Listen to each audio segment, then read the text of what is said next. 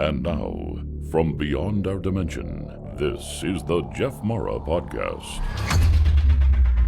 Here's Jeff. My guest is Krista Gorman, who, due to suffering a cardiopulmonary arrest, had a near-death experience and came back a different person. Krista, thank you for joining me today and welcome. Thank you so much, Jeff, for having me. Really happy to be here. Krista, if you don't mind, let's just start on the day that it happened and go from there. So I was pregnant with my daughter and I was in labor. It was an induced labor. This happened in July 2000. And it was about 13 hours after the induction for labor started. And I hadn't progressed very far. And my daughter was showing signs of distress. So the nurse midwife had to put an internal monitor on her scalp, and they literally have to screw the monitor into the scalp. And she must have reflexed. They say the infants don't feel it, but she must have kicked very hard and pushed amniotic fluid into my bloodstream. And all of a sudden, I started having difficulty breathing.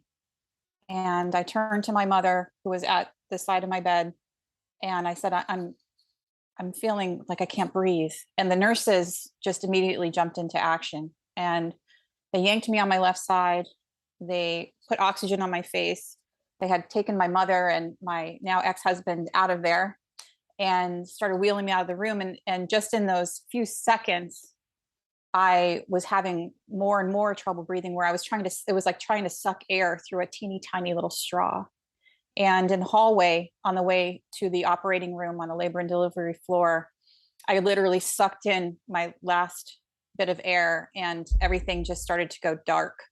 And as that started to happen, I could feel this peace, this just sense of peace come over me, almost as if from above and behind me. And the next moment of my awareness was of my vision looking down, being high above the body in this room, and watching as these black particles came racing up to where my vision was. And the particles were coming from the body, mainly in the center, in the center of the chest, the abdomen, and some from the head.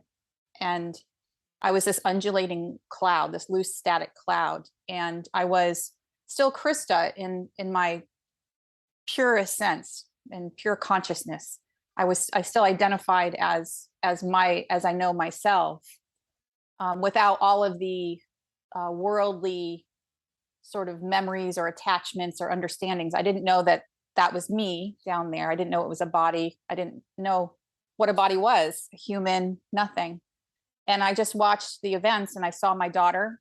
What I later found out was my daughter being born and handed to somebody at my left. And I was watching, and I recall feeling curious, just this detached kind of, oh, that's very interesting. I wonder what's going on there. And then I floated around to the left side of my body, and I started to feel more and more curious. And as soon as that feeling started to grow, then I felt a tug to my left. Something wanted me to go that way, and I resisted. I wanted to know more about what was going on, and it pulled me a little harder. And I just said, okay, I'll go. And as soon as I let go of the resistance for leaving, I started to move very quickly out of there and through the wall. It had become, the wall was sort of like a fluid tan color, and I had seen the wallpaper strip on the top, and all of that was sort of fluidy. And I went through that into this bright white flash of light, and then directly into the same particles I was, only denser, more condensed. And I was racing along just imperceptibly fast. And just again, that sort of curiosity was still there. There was no fear. There was no thinking. I wasn't a mind. I was consciousness. And the side where the darkness was and the deep dark particles all condensed together, it became a little fluid at points, and there was sort of whitish gray sort of fluidy areas. And then all of a sudden I stopped and I had this download, and it was literally like a download, like a funnel of information. And it all came to one point in front of me, and that was love. And then I felt this incredibly blissful, all-encompassing, unconditional love that I couldn't even fathom existed. And I was just, it was all of me, and I was it. And it was just like so blissful. And I felt that. And then I looked over to my left, and there was a little white dot of light. And it wanted me, everything was through feeling. All the communication was through feeling. And I felt it wanted me to come to it. And I felt I wanted to go. So I started to move that way. And as I got closer, the little light became wider and wider and wider. And I could see, and it was sort of a smoky gray, mostly white opening. And there were shadow beings. There were these darker gray humanoid kind of beings. And in the front was a little boy, and he needed my help. So I went into the space, and they sort of fanned out to my left, and I went deep into that space. And then I looked around for the little boy, and he wasn't there. And then I felt all of these beings needed my help. And I wanted to help them. I felt back, I want to help you. And then they started to come at me one by one, sort of dart away. And they were taking my energy. I felt myself very similar to how I was in the hallway, where I started to, as my heart I wasn't getting oxygen, and my heart wasn't able to beat as it needed to. Everything started to go dark. Well, that's how I felt in that space. I wasn't afraid. I wasn't anxious. I was just sort of neutral in my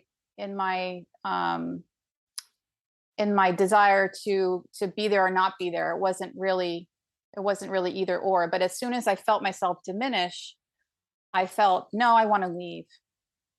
And I was pulled out of there, and I started moving back into the dense particulate matter kind of space, and was there very briefly. And then there was a less distinct opening, which was the dark particulate matter. And then I could tell that there was a sort of a circle, and I moved through that, and I merged into this gorgeous landscape. It was beautiful yellow flowers and mossy rock covered waterfall to my left, and a evergreen forest to my right. And then out in the distance, there were these green rolling hills, and it was dotted with trees, this bright blue sky, and the sun was over behind the waterfall somewhere, but it was shining out. And I just immediately merged with all of it. It was as if I were the flowers, I was the waterfall, everything. And it merged back with me. It was like this exchange of it was love. It was just pure bliss, pure love. And I was, again, marveling at all of it. And then these beings appeared on either side of where, again, it's just my vision. And they appear on either side of me, and they're communicating through feeling. And they communicated to me, you can stay here, you can go to what is beyond this, or you can go back. And, they were there to support me. They weren't there to tell me what to do or to give me any more information. I didn't desire any more information. I didn't need to know what was next. I didn't need to know what would happen if I stayed there. And I did not have a memory of being a human being. So I didn't know what going back was. But I felt back to them, I'd like to go back. And as soon as I felt that, I started moving backwards, back into the particulate matter space again. And as I moved, in that opening started to become smaller. They were there, and they sort of looked back at me and communicated, if you go back, you need to share what you learned here. And I felt back to them okay. And the next thing I knew, pain in my chest. And then there was a memory of somebody had put headphones on me and was playing a song. And I recognized the song, and I was sort of singing the words. And then the next thing I recall was hearing a commotion, and I was in a bed. I was in the ICU. I was in a bed, and I unhooked everything I was attached to and climbed over the railing of the bed and landed on the floor, and wasn't sure it was going to support me. My legs were pretty shaky, but I got my bearings, and I opened the curtain, and I saw about 9 members of my family all in a huddle over, 30 feet away. And I saw my father's head pop up, and he just goes, "Whoa." And then all of a sudden I had everybody getting me back into bed, hooking me back up. And I remember feeling so frustrated, because I said, I just want to go home, you guys. I just want to go home. I'm fine. I just want to go home. And they're like, "No, you're not fine. You need to stay, blah, blah, blah." And I had no recall of my NDE. I had no recall of anything. And I didn't even know who these people were. I knew I was Krista, but beyond that, I didn't really know much. And I laid in that bed, and the nurse came by. They got everyone out of there. And the nurse came by, and she was picking something up. I saw her bend over the end of the bed, and I just blurted out, "I'm a physician assistant, and I'm going to be working for Dr. Robert Ford." And he was my first employer as a new PA. I just graduated 3 weeks before. Where that came from, I have no idea, but I just blurted it out, and she just looked at me like deers in the headlights, and she said, "Okay." And it was written down in quotes in my chart, because I read it later. But it was an acknowledgement that I was there, that I was going to be okay, because what had happened was I had an amniotic fluid embolism. It had basically blocked off my lung vasculature and stopped my heart for 8 minutes. During that period of time, I had gone into a condition called disseminated intravascular coagulation, where the person can't clot their blood, and they bleed out. So I survived that as well. And they had intubated me in the ICU, and 36 hours later, I was so stable that they extubated me and had been weaning me off of the medication that they had induced a coma with. And that's where I came to and unhooked everything and climbed out of the bed. But I was then moved to a private room and stayed there for several days. And I was just in this state of complete bliss. Everything was perfect. Everything was wonderful. I had no recall of my NDE yet. I didn't remember I was pregnant, but as soon as they brought my daughter to me, it was day 6.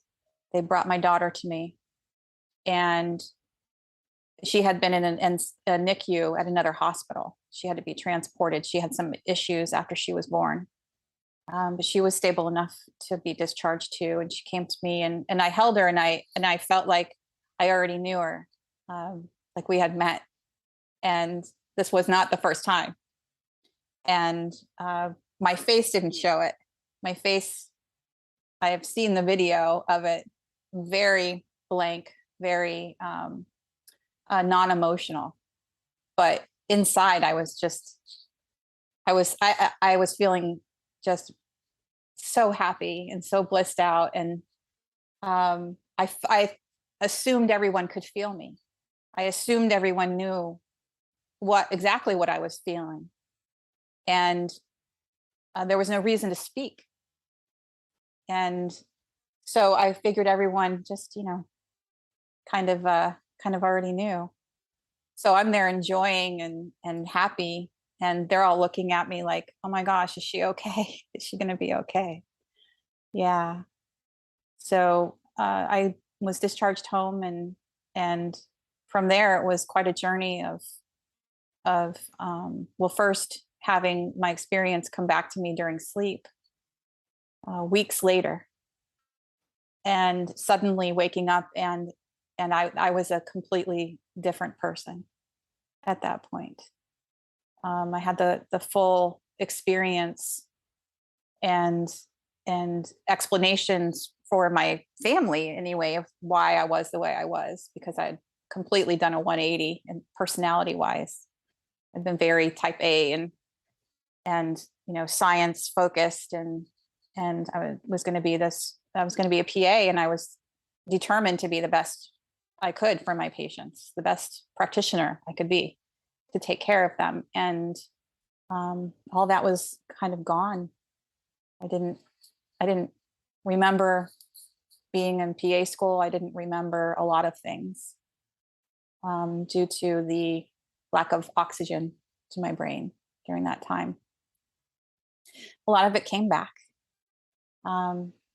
But when I came back into my body and then woke up and then had the recall and had some understanding of it at that point, I was able to sort of,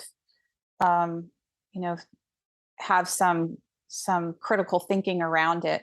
And I just realized that, I knew my life was never going to be the same.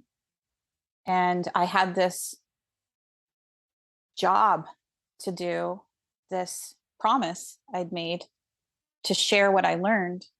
And for me, what I had learned was that we are the embodiment of divine love, of what we call with human words God. Other that's what Christians and other religions call it, and other religions have different names, but the name doesn't matter because it all points to the same thing. And for me, God is simply love, and it's what we're made of. It's what everything is made of, and that having that sort of job to do in my old life, coming back into my old body in my old life, where the way I was already well defined. I had to redefine myself, and I first had to explore who Krista was in this life, in this world, and heal parts of me that needed to be healed, and understand my experience in the ways that I needed to understand it in order to authentically share the message. And the shadow beings I learned for me was a point where I was checking in. My experience was created and co-created. So I created it, and the universe co-created it with me. Universe, God, spirit, whatever we want to call it, co-created it with me. And it was purposeful, and it was for me as much as it is for everyone else.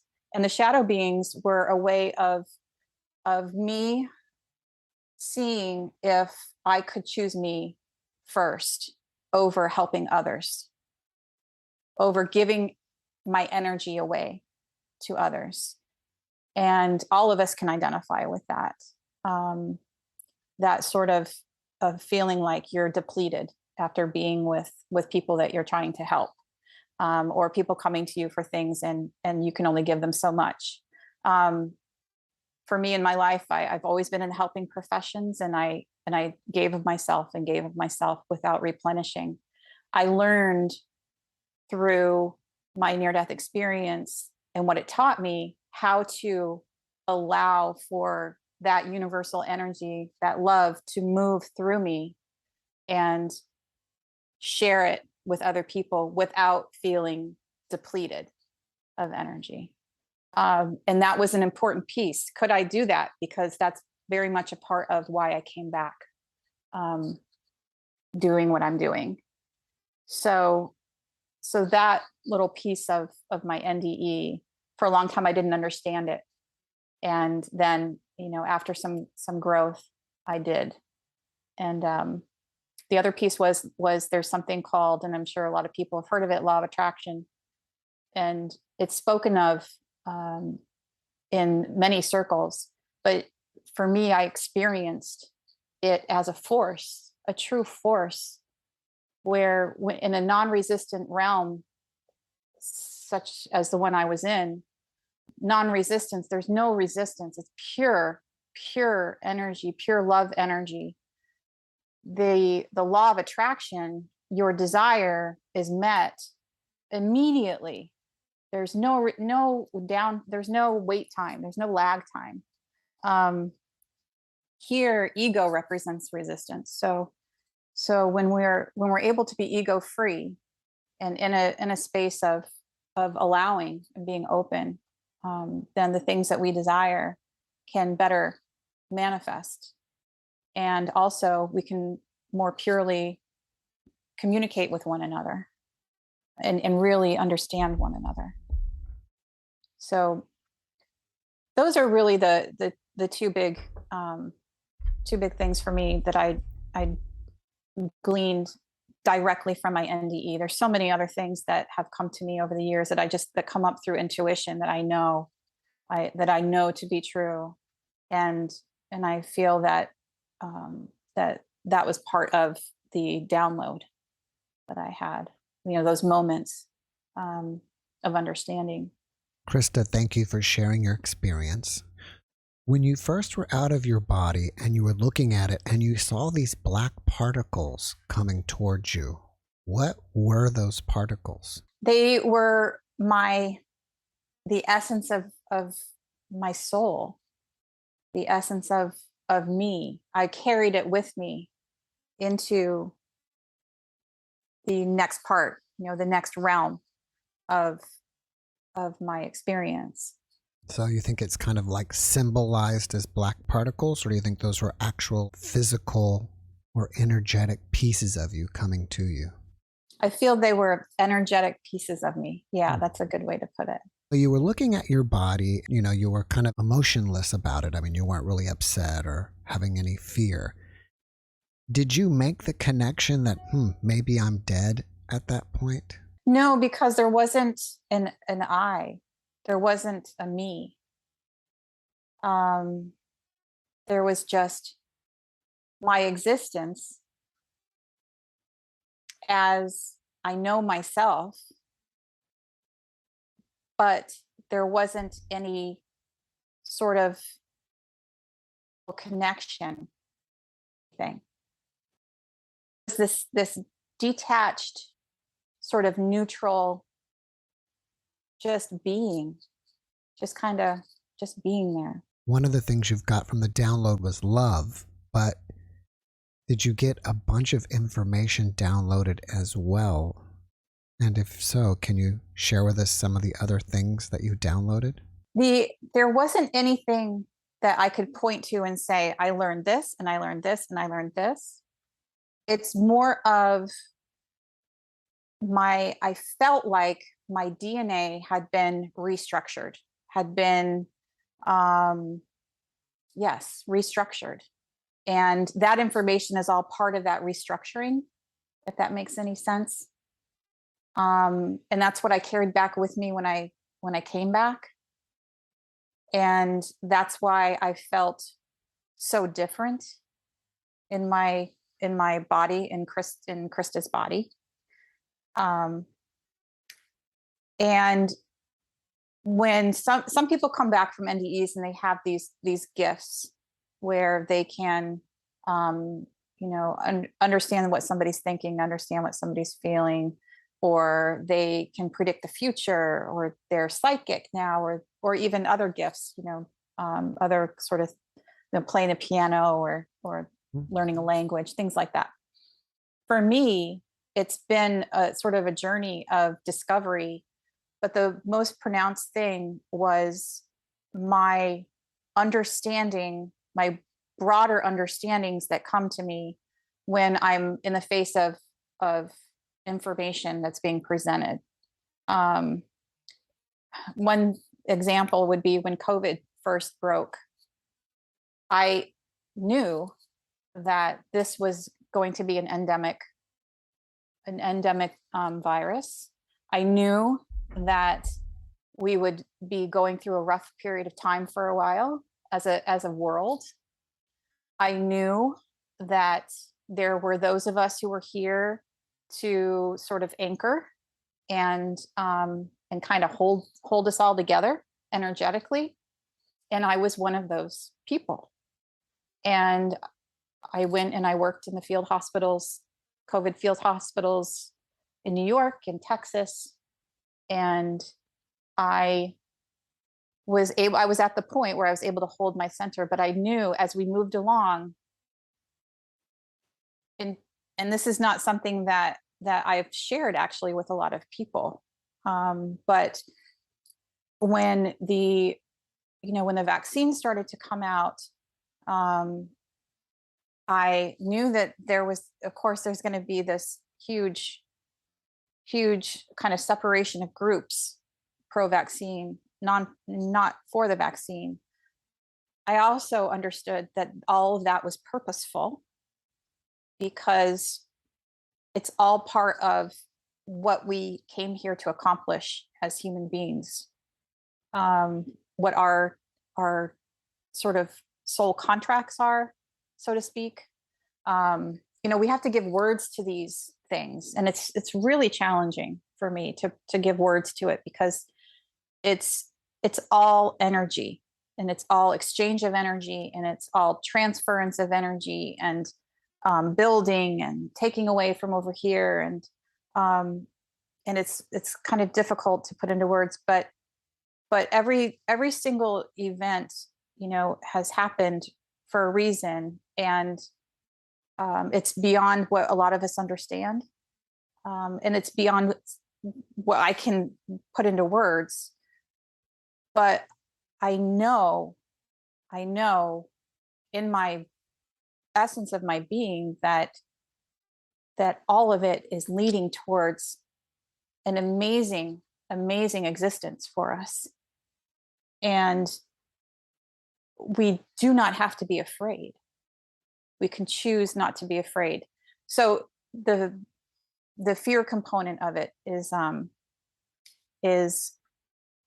it's a huge deterrent from what we're really here to do, which is to share love and connect and help show each other how we can live in a world where love is the predominant force. And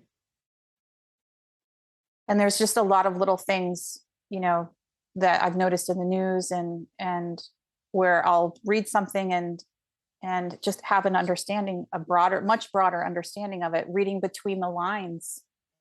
So it's a little difficult. One thing that I've noticed is that the state I'm in energetically at any given moment, other people pick up on, sometimes immediately, and begin to reflect back to me. I feel them shift. I've noticed it with patients. I've noticed it with colleagues, that the way that I feel, the way that I move energy is felt by other people, and whether they realize it or not, and that I am immediately affecting other people by how I feel in that moment, how I choose to feel in that moment. So it makes it so important to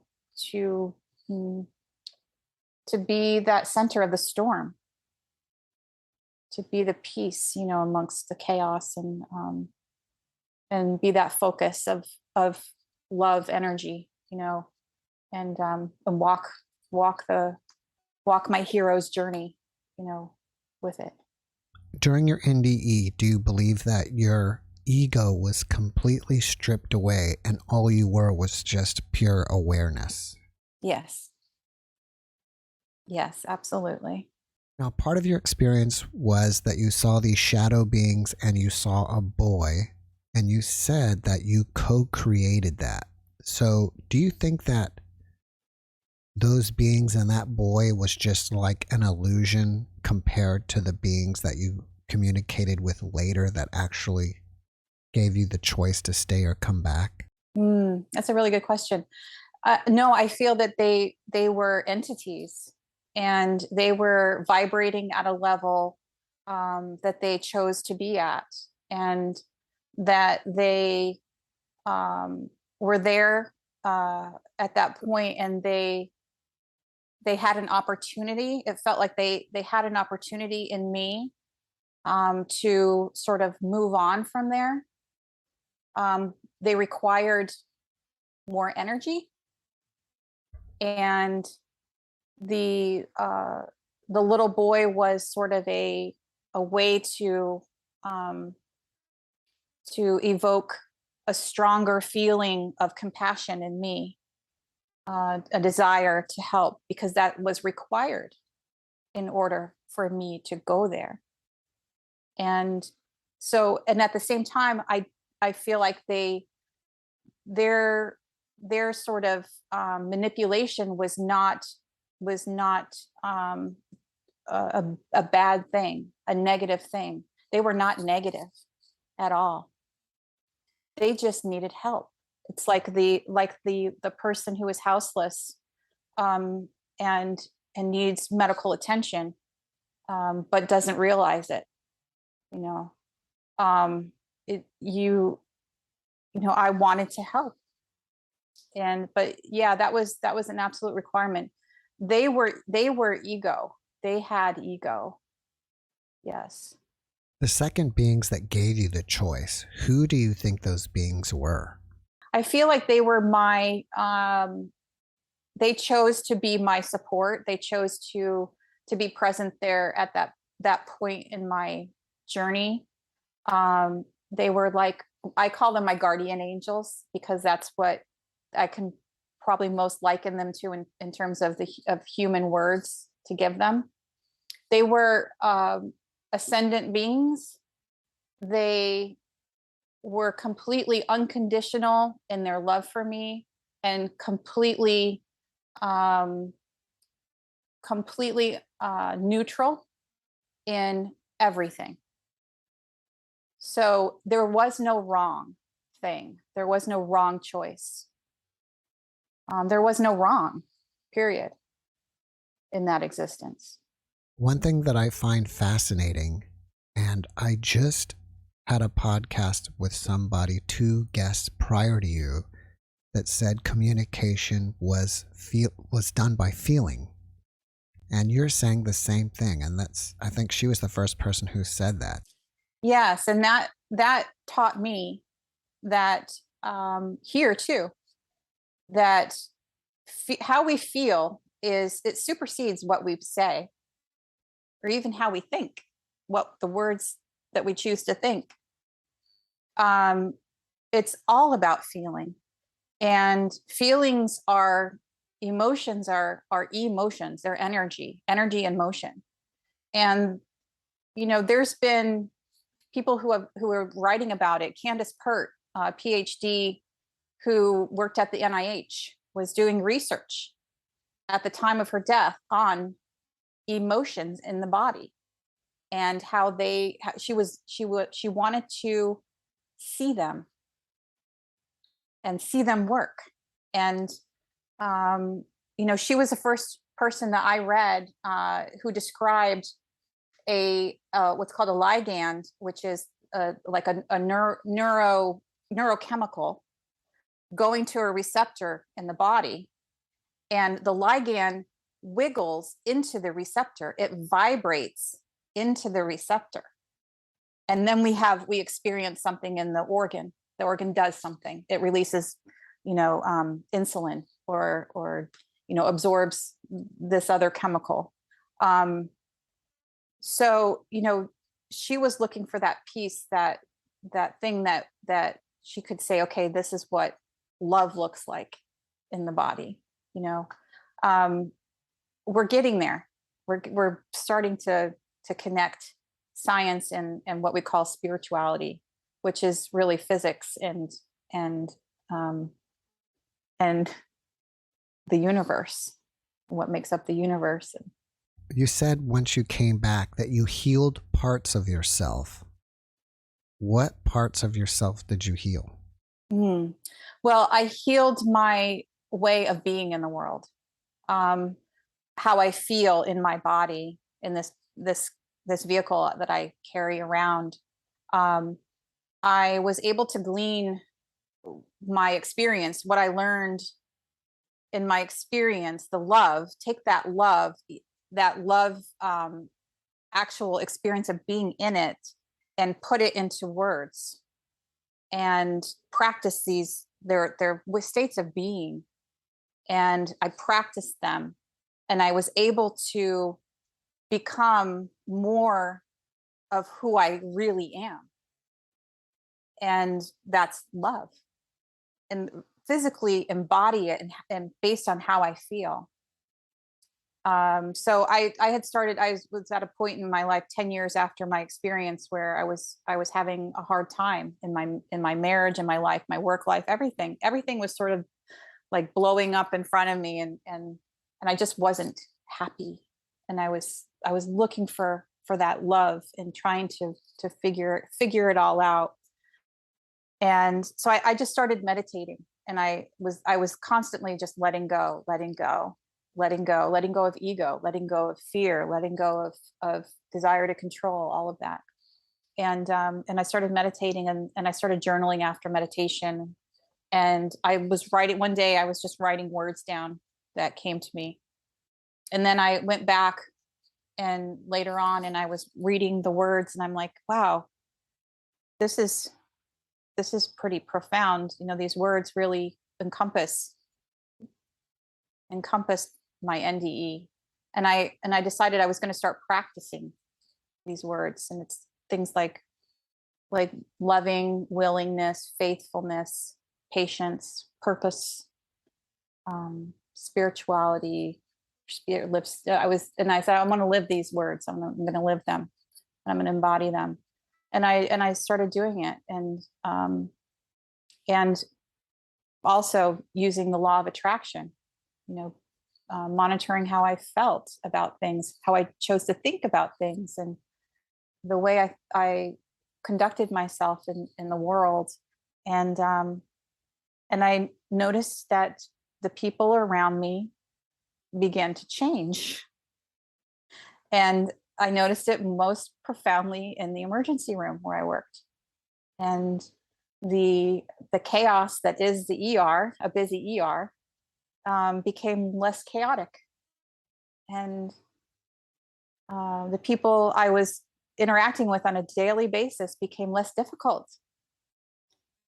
And the notoriously grumpy surgeon was no longer grumpy when I called him and asked him to come in. Things like that. My life just got easier and better, and I felt good, and my health improved, and I just was amazed at the transformation. And so that's when I felt the sort of calling to write it down in a book. And I didn't want to be cliche and write a book, about my experience. I was like, well, this is the part of sharing. I had to really remove my ego from that. So I put my experience in the book and made it, the first couple chapters. And then I dove into the 12 principles and self-published it on Amazon. And it caught the attention of ultimately of Morgan Freeman's research person for his show Story of God. And they reached out to me and had my daughter and I on their show, the second season. And so that was an amazing experience. And had I not written my experience down, written about the 12 principles, that most likely wouldn't have happened. And so it was a really cool thing to come out of all of it. But it's just about walking through fear and diminishing ego, and and sharing love. That's it. You talk about sharing love. What is the best way to do so? Well, first with yourself, being loving and kind in your own mind to yourself, nourishing our bodies. Our bodies are a temple of love, of, if we want to call it, God. And they deserve to be nourished and cherished and taken care of. So, simply focusing on that alone, you cannot help but share that with the world, because we are electromagnetic beings, and we pick up on each other's electromagnetic energies. It's unless we have barriers, literal barriers, physical barriers between us, it's literally impossible not to. So I have a personal responsibility first to myself to make this body temple as healthy as it can be. And then my next responsibility is to share that with others. And, I've witnessed healing take place just with the touch of a hand on someone.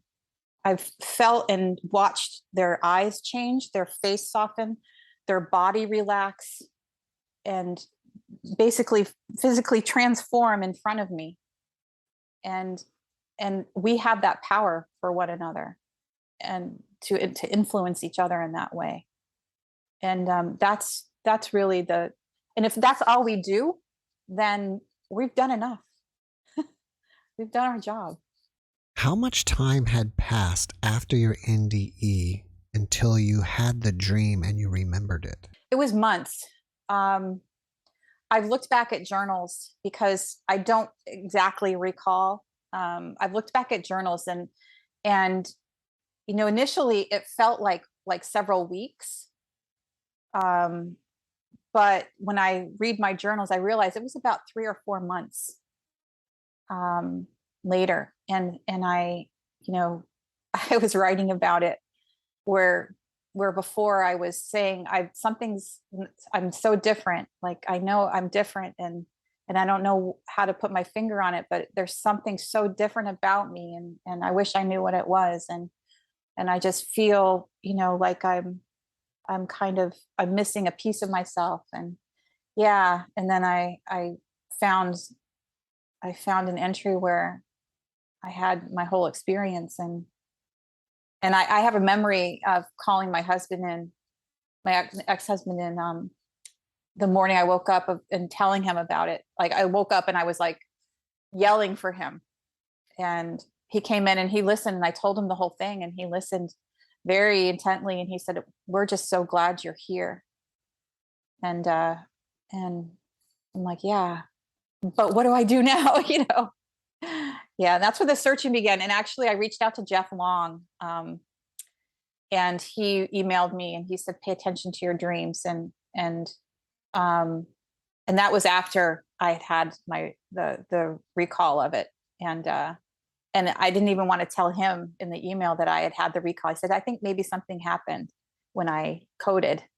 And when he replied with that, "Pay attention to your dreams," it validated me. It was exactly what I needed. Did your ex-husband acknowledge your experience as well as the new you? He acknowledged my experience. He did not understand the new me so much, and I didn't have the support that I really needed it for me. I really needed it. So I would push my experience to the back of my mind.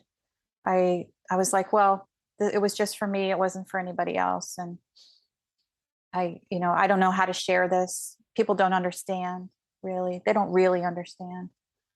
So I'll just kind of keep it to myself, and that'll be okay. I'll live my life. But I couldn't continue to do it anymore. After you came back, you had some memory loss due to the, lack of oxygen in your brain, and you felt different. And I guess you were different actually. And then you had the dream of the NDE experience. Have you ever re-experienced the old self? Yes, in moments of ego. Yeah, I was very driven, very focused, very black and white. Well, there were gray areas, but mostly black and white. I was very type A, and and I loved people. I loved connecting to people. I loved helping people. And it was this, for 10 years, it was this tug of war between the old Krista, the new Krista, the old Krista, the new Krista. And I couldn't seem to find a bridge to sort of connect the two. And that's, it finally came to a head, and I had no choice. And I'm so grateful. In your notes, does it say that you were dead for 8 minutes? Yeah, they lost my pulse at 9:18 in the morning on a Monday morning, and it came back at 9:26. What do you think inspires you about your experience? Oh, well, it's that feeling of the love. That's what inspires me, because I want to feel that. So many people who have NDEs, they want to go back, or they didn't want to come back. Well, for me, I didn't know what this was. I had no memory of being human. And while I know going back would be phenomenal, I want to be here. I want to share that profound love with the people that I meet, the people I haven't met. I know that us talking and just talking, sharing about this is affecting everything. It's creating an energetic current of high vibrational positivity that's affecting everyone in the world, even though I can't see it. You mentioned about our energy states earlier. Do you think it's a good idea to just only consume things on television that are like comedies and things that make you happy? That's a really good question. There's a writer that one of the things I did when I was processing my experience and trying to be who I am, I read a book by an author called Prentice Mulford, and he wrote Thoughts Are Things. He wrote it in the 1800s, and he writes about that very thing, the exposure. If you want to feel good and have good health, he suggested not to expose yourself to things that disturb your spirit in any way. And that got me really thinking about that, and feeling it through, and then monitoring myself when I did watch the news or watch movies that were violent and things like that. Well, I was sensitive to that to begin with. I would feel a lot watching a film, along with my ex-husband, and I would just remove myself because it didn't feel good. I personally, I don't pay very close attention to the news. I know the gist of what's going on in the world from what I hear others talking about, or what I kind of glean when I pull up my homepage on my computer, but which I do keep as a news. I kind of glance at it, but I don't delve into it. I don't get too bogged down in it, because so much of it is for the benefit of getting a rise in people, affecting us emotionally. I took a class in college, and it was about how to interpret the media critically, and we literally analyzed newscasts from how many minutes each channel spent on a specific story and what pictures they had in the background and the words that they used during the newscast. You know, we picked it apart. This was when I was 19 years old. So I always look at the news critically, but if there is negativity that's being, you know, broadcast to the world, then I choose not to be a part of it. It doesn't mean I don't care, because I care very much. But if it disturbs my peace, then it's not worth it to me to sit there and absorb it just to be what we call informed, because a lot of it too is it has bias inherent in it. So, you know, I like to feel good, and I'll seek out things that help me if I'm struggling in some way to feel good. And if I'm watching something or listening to something that doesn't feel good, I'll change it, turn it off, or put on something else. Yeah. Do you fear death at all? No. No. Should anybody fear it? No. For me, it was as what's the word? As smooth a transition as breathing in and breathing out. It was completely seamless transition. You know, Woody Allen has his line, I've heard him say, I'm not afraid of death. I just don't want to be there when it happens. And I think that's the thing, you know, and Joseph Campbell, I've quoted him before saying, you know, and I think he's quoting somebody else, when the angel of death is upon us, it's terrifying, but when it arrives, it's bliss. And it truly is. It's a natural process, completely natural, and inevitable. And we don't have to rush it, but we can if we want to. We have free will. We have free will here and there. Won't change a thing. Do you believe in reincarnation? And if so, why do we keep coming back over and over again? I do believe in reincarnation. I've had the recall of past lives myself, and it is for our energetic, spiritual growth, expansion. So the universe is expanding because we are expanding. Not just us, but everything is. Oh, but to answer your question, we're expanding. And until we learn the lessons, we call them lessons, they're energetic shifts, they're states of being, until we get to the state of being that we decided we were going to get to when we came into the body, then we'll stick around. We can always choose to change the plan. We have that free will, and there is no right and there's no wrong. That's my understanding. You said that the universe is expanding and we are expanding.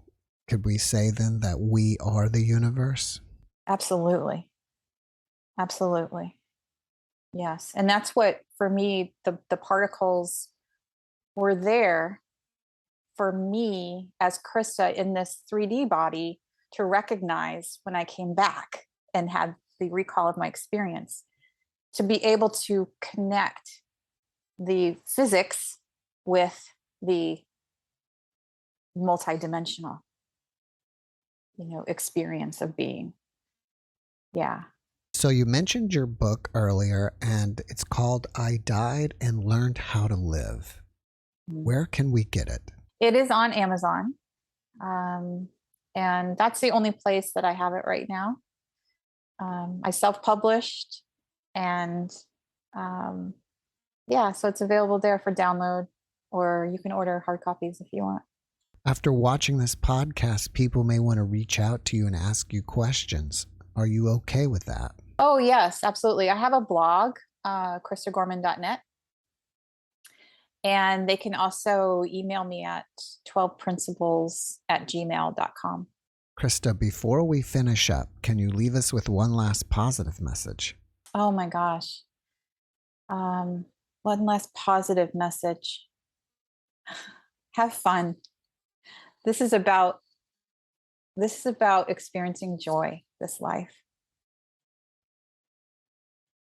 Come to a place, if you can, to where you can actually, look around you and be content and be happy with where you are. Do whatever it takes to get there, because it's so worth it. Thank you for that message. And Krista, thank you again for being my guest. I really appreciate you, and I wish you a great rest of your day. Thank you so much. It's been wonderful. Thanks for watching the JeffMara podcast. I really appreciate you. Another way to show support is through YouTube memberships. And if you do, there are loyalty badges and other perks depending on your level of membership. All you need to do is click the join button underneath the video to find out more. Thank you for your support.